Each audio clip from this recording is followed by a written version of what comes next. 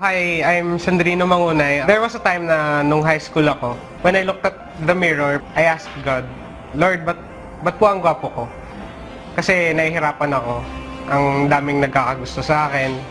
As in, every time, kahit saan ako pumunta, basta ang daming nagkakagusto sa akin. Tapos, parang sobrang depressed na ako nun.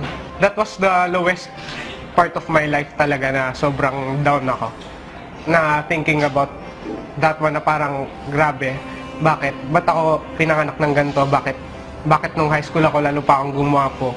So, bali ginawa ko siya ng paraan. Nagpataba ako. Kain ako ng kain. Kahit di ko naman gusto yung ulam. Kahit, alam mo yun, isaw. Hindi ko naman talaga siya gusto dati. Gusto ko lang talaga is yung mga pang-healthy lang. So, ganun. So, ginawa ko, kumain hanggang sa tumaba ako. Pero wala pa rin. Gwapo pa rin ako nun. So, there was a time din na na-engage ako sa Victory na nakasagot din ng mga tanong ko sa buhay kasi that's one of the biggest questions in my life. Bakit sobrang pogi ko talaga? I was engaged sa Victory Group, naging part ako, nag one-to-one din ako. So, yun, parang in-open up ko yun sa leader ko na sabi ko, kuya, ang pangit ko, no?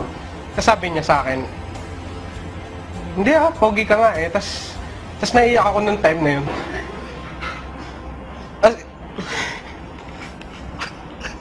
Ang hirap ng part na yun kasi nagtuloy pa rin ako kahit na ganun hanggang sa na-realize ko one time, sabi rin sa akin ng leader ko, what if ginagamit talaga ni God yung kagwapuhan mo? Wag mo namang sirain para lang hindi ka mahirapan sa struggles, gano'n. Sabi ko, nga no.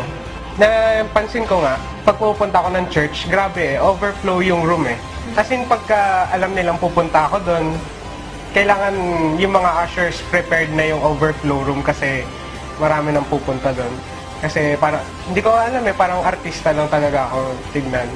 So, I learned to accept that fact na gwapo talaga ako. So, hanggang sa may time na nag-workout na ako ulit, nagpapayat ako, binalik ko yung dati kong katawan. So, eto na ako ngayon. Pogi na uli. So, yun, na-realize ko na talaga. Saan ako dinedestiny ni God?